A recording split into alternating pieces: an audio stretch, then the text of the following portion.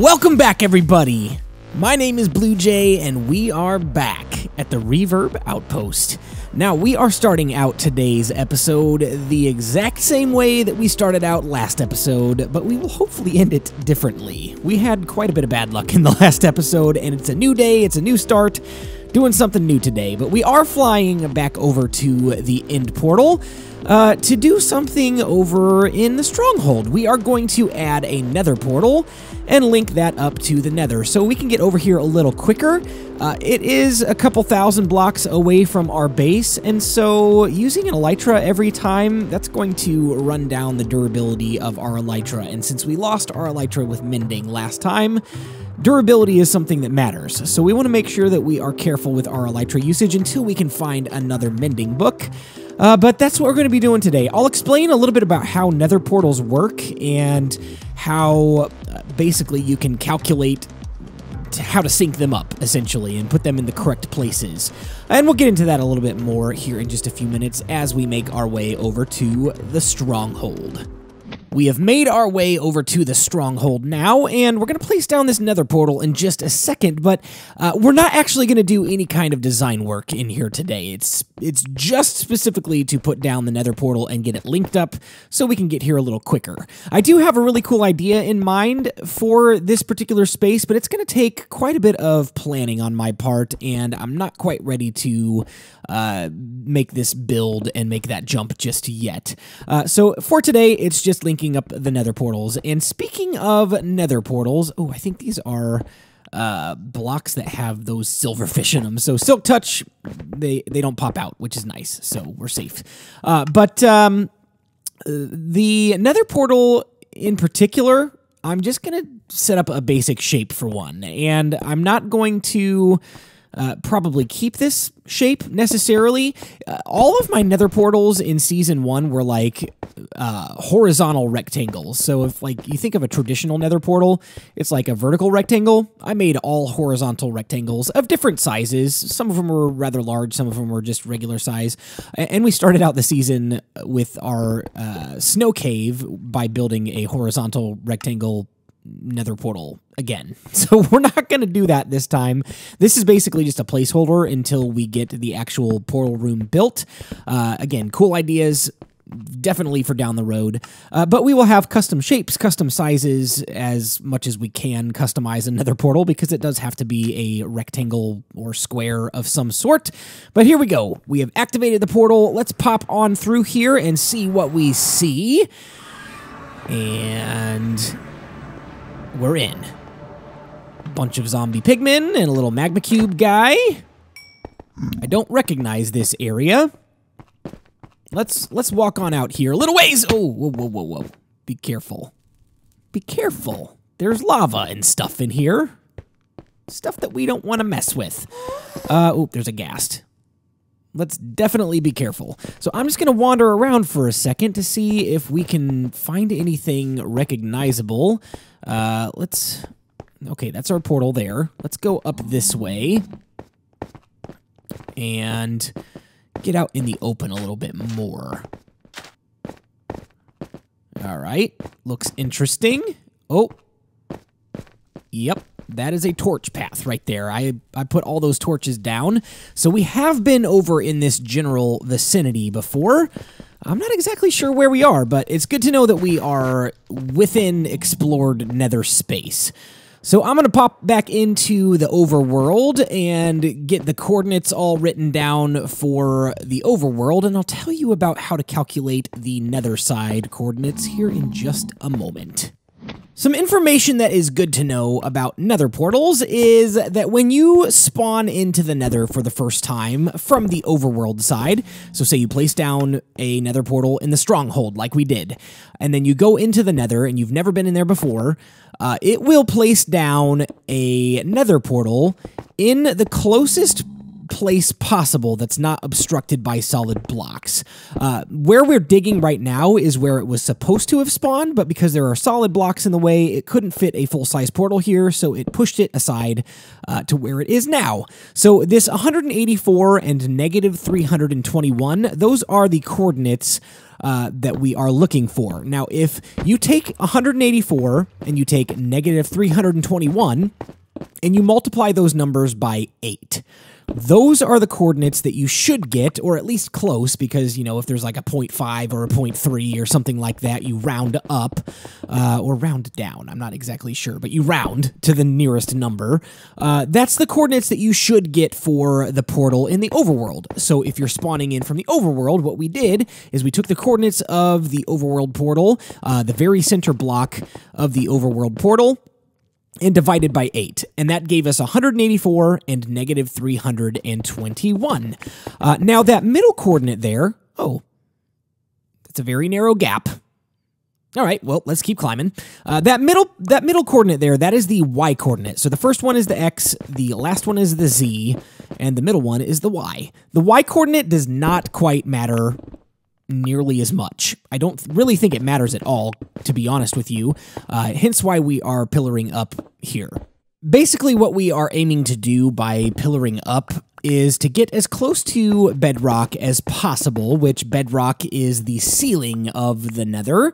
You can only go so high, and I feel like that is a good idea to do. I've seen other people do this, and the reason why we are doing it is because we will be able to avoid unnecessary entanglements with things like gas and things like lava lakes and things like, you know, all of the nasty stuff that's in the nether that we want to avoid. Now, if we make our hallway up here big enough, like zombie pigmen and ghasts and all of the fun things can still spawn in here, but we're at least safer than we are if we're just out in the middle of nowhere. So if we're up this high, more than likely we're not going to run into you know, a lava lake or anything like that. But we are going to be conservative with how high we do go, because I do want to have enough room to expand this area to build an actual Nether Hub at some point down the road. So I think this is a good place for us to stop and dig out and start placing down our new Nether portal. All right, here we go. Let's light it up. The old portal has been removed, and we're going to go ahead and put some torches down just to light this place up a little bit. And let's place a couple more on the other side, like so. And then let's go ahead and jump on through into the Nether portal and see where we end up. Yes, that's promising. That is promising. We are in the stronghold where we should be, and there's the end portal. We'll jump in there here a little bit later in the episode because I do want to take us back over to the Enderman farm, and we'll talk about the much anticipated question that I asked last episode a little bit later. But here we are back in the same spot. Perfect. We have a perfectly synced Nether portal. Everything is working as it should. And now we're going to hop back over into the overworld and fly back over to our base. And we are going to attempt to do the same thing over there. So we're going to calculate the same way that we calculated over here. So we'll take the Nether portal coordinates from the overworld and we'll divide by 8. And then we will pillar up to 113 blocks on the Y coordinate because we went 113 blocks up with this portal. And that should give us a straight shot from one portal to the next, maybe turning left or right, depending on, you know, where we end up with the X and the Z coordinates, but we will at least be on flat ground, not having to go upstairs or downstairs or across the dangerous lava pits or anything like that. Should be a pretty relatively safe trip. All right, so we made it all the way back to the snow cave, and we are now in the Nether, and now we are trapped in the Nether. That's okay, though. We've got our other portal set up and ready to go. 113 blocks in the air, like we talked about a few minutes ago, and we'll get there here in just a moment. And while we're doing this, I want to do comment question of the day.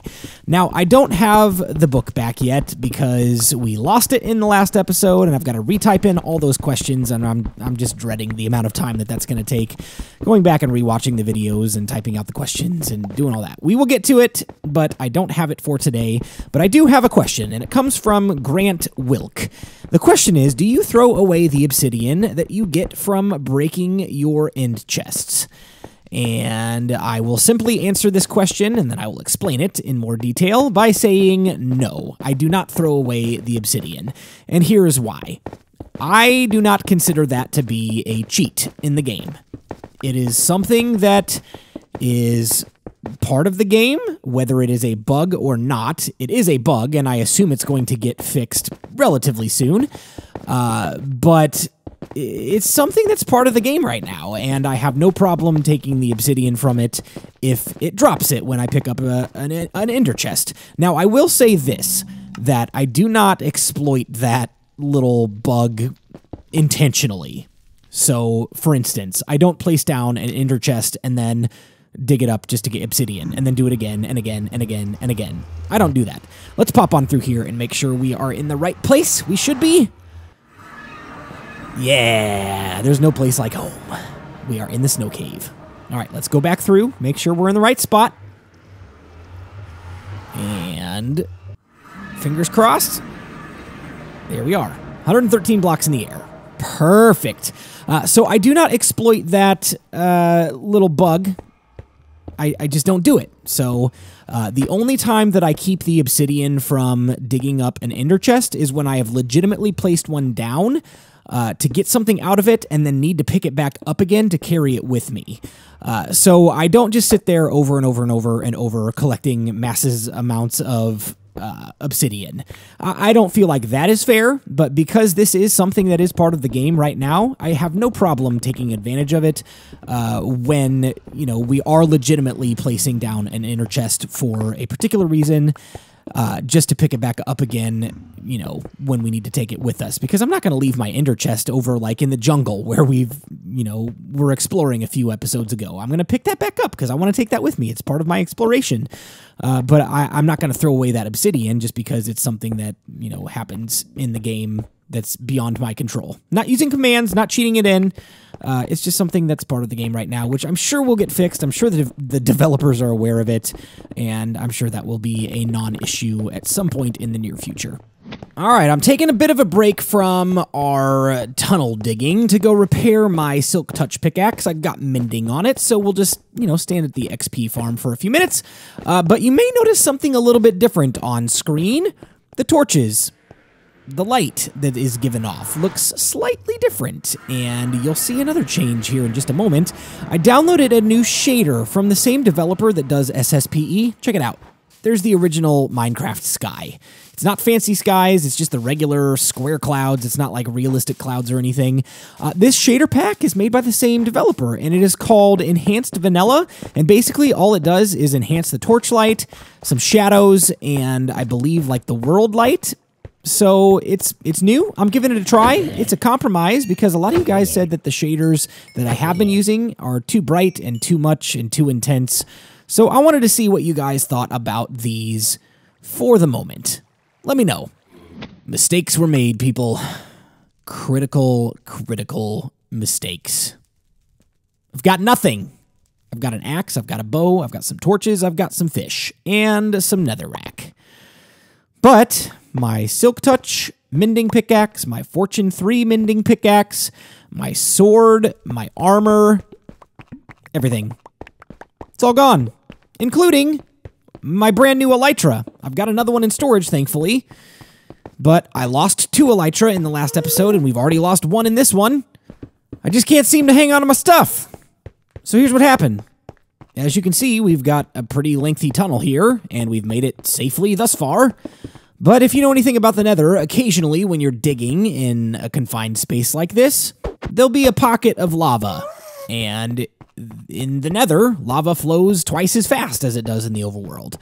But I thought to myself, look at that lava. I bet I could beat that.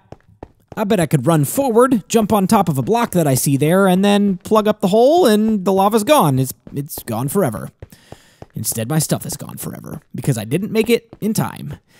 I caught on fire, and then I thought to myself, okay, rather than standing on top of this block where it's safe, I panicked, and then I ran backwards, which the lava had already beaten where I was, and my path was completely blocked. And so I swam, and I swam, and I swam, and I did not make it in time, and all of my stuff just fell straight into the lava, except for these couple of things that I have here. So there you go. I need a mental break. I need a break of some kind to refocus, because the last 2 episodes, they have been critical to our supplies.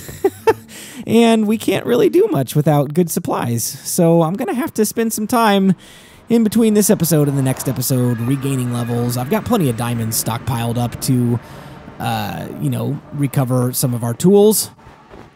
But we need to do some work.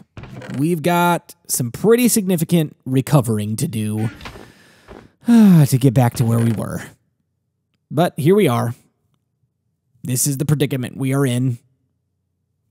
I guess we'll make the most of it. Well, you see that long tunnel there, guys? I went nearly 400 blocks in that direction. And here's what we're going to do. We're just going to take some netherrack, and we're going to put a wall up. And we're just going to pretend like that hallway doesn't exist. Because we dug 300 blocks, 400 blocks actually, in the wrong direction. I went to positive 321 and forgot that it was supposed to be 321, and I went all the way to 391 because I thought that's what the number was. But when I got to nearly 400 blocks away, I thought to myself, maybe I should double check this thing because this doesn't seem right. We should be hitting the other nether portal by now. And sure enough, it was negative 321 blocks. And so we wasted all of that time. And arguably, if I would have gone in the correct direction in the first place, I wouldn't have lost all my stuff. So there's 2 critical errors in this episode that, again, I need a mental break. I just need to refocus. The next episode, I promise, guys, is going to get better. You guys are not sitting here watching these videos to watch me fail over and over and over again and lose all my stuff just to hinder the progress on our builds. So I apologize for these last couple episodes. We are going to get our act together, and it's going to get better. I'll see you in just a few minutes when we dig out this next tunnel, and hopefully it'll be the right way. I'll be right back. Well, that is a sight for sore eyes. We're exactly where we're supposed to be. 184, negative 321, but the portal is facing the wrong direction, which that's okay. All we got to do is take it down, leave the center block where it's supposed to be on 184, negative 321, and we'll just rotate the portal. No big deal. We'll get it done, and then we will move on to the next phase here.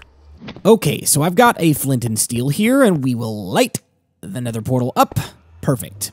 And let's run on through. There's no reason why it shouldn't take us to the stronghold, but you never know. There we go. Perfect. It worked. Now, we are going to run straight into the nether, or not nether, the end portal, because it is time for me to answer the question that I asked in the last episode, just to get feedback from you guys. It's time to answer that question about the name tag.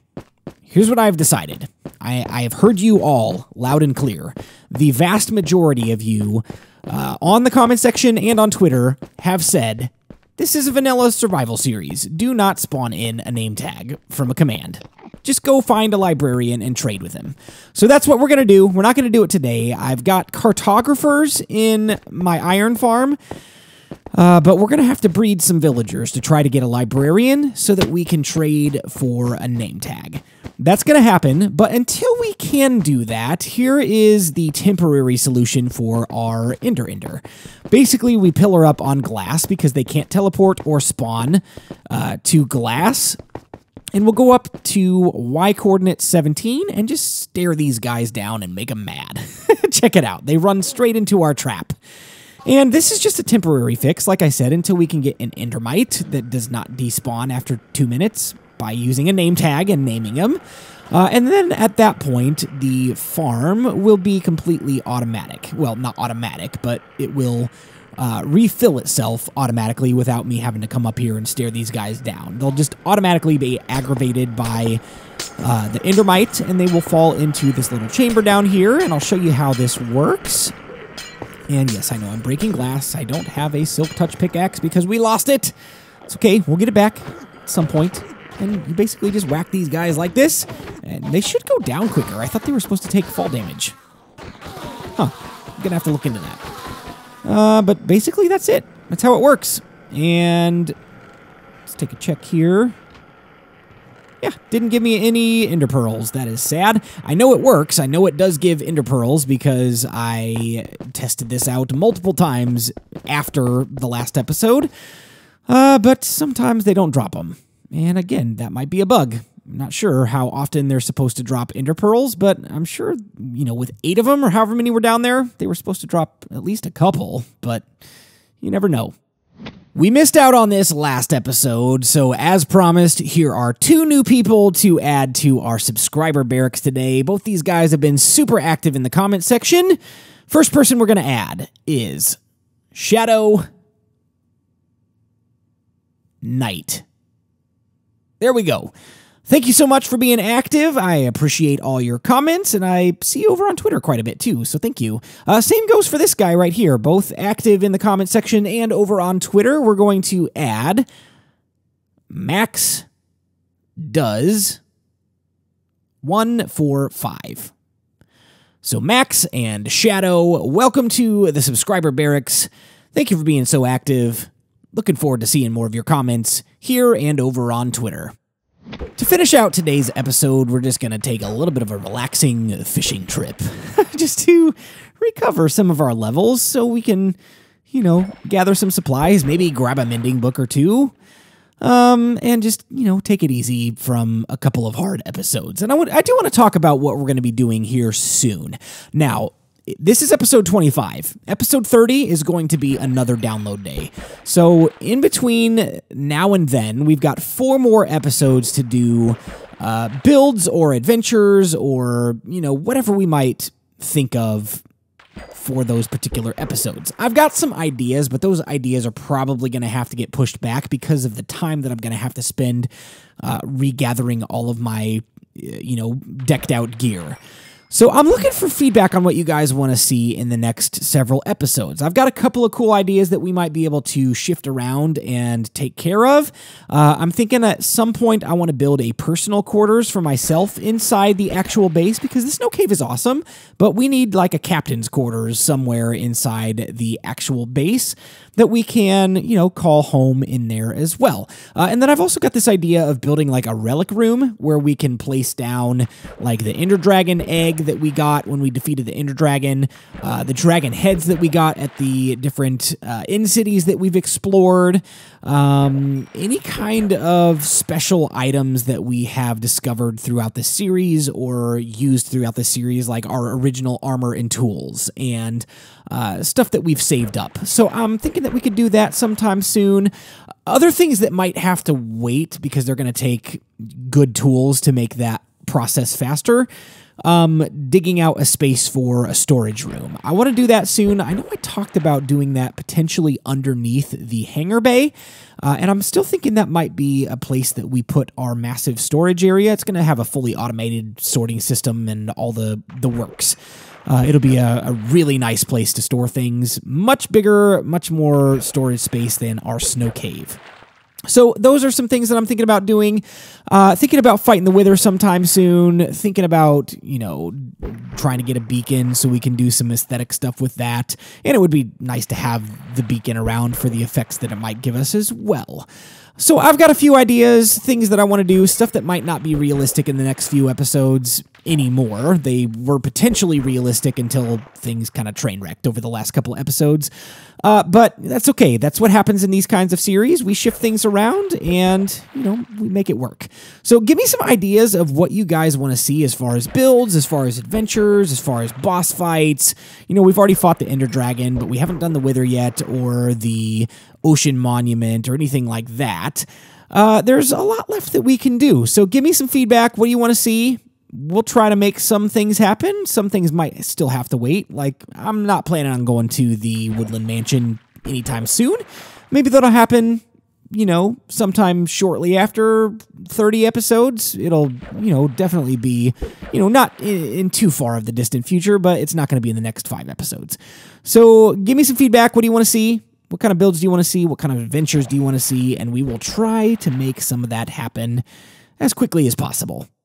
Well, ladies and gentlemen, that is all the time that I have got for today. I hope you enjoyed today's episode. It doesn't seem like we got a ton of progress done, but believe me, it took a while. Digging out a 5-block wide, 4-block tall tunnel, 300 blocks in the wrong direction, and then 300 blocks in the correct direction, that takes a while. Not to mention, the actual linking up of the portals and doing the calculations and all that stuff. So we got quite a bit done today for, this episode, even though it doesn't look like it. So I hope this was helpful to you guys who are a little unsure about how portals work and how they are synchronized and all of that. If you have any more questions, let me know in the comment section and I will try to answer as many of those as possible. If you like this episode, be sure to leave a like and leave a comment. And if you really enjoy the videos on my channel, be sure to subscribe as well so you can be notified when more videos are released. But for now, my name is BluJay and I've got to fly on out of here. I'll see you next time. Bye-bye.